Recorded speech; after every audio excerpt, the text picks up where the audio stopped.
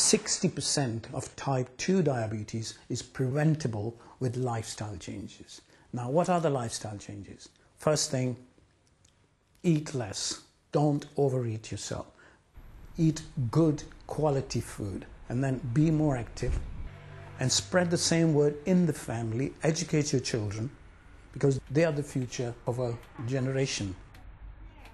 When I was younger, I felt very much that I did things, but everything had to be done very dramatically and differently because I had diabetes, which as a kid I didn't really take an awful lot of notice of. But looking back now, Carol services, you know, I'd always have to sit on the end in case I went hypo, and it was very much brought to the forefront, and I felt quite embarrassed about the whole thing. The teenage years were difficult, not least because when puberty kicks in, it can play havoc with blood glucose control and so on. So that's really hard for your child because they might be doing all they can to look after themselves well, and yet their blood glucose levels, you know, continue to get really high, and they get upset and resentful about that, and then you get anxious and so on. So they are difficult times. But as I've got older, I very much not let diabetes get in my way, but I also have to understand that I can't live a normal life, because I do have to do injections, I do have to carry insulin around, I do have to do blood tests. So when I've been to university, when I've been travelling abroad, when I just go on holiday, anything I do, you have to do it in preparation, knowing that you've got diabetes and that there's certain things you have to put into place. You have to know where the local hospital is. You have to know where the GP surgery is. You have to know you've got sugar in your bag. Although these things don't always happen, and you know, I don't criticise myself if these things don't happen, because sometimes everybody makes mistakes. Working life, I would say I still go to the office from sometimes 8 o'clock in the morning, 7:30 or whatever I do.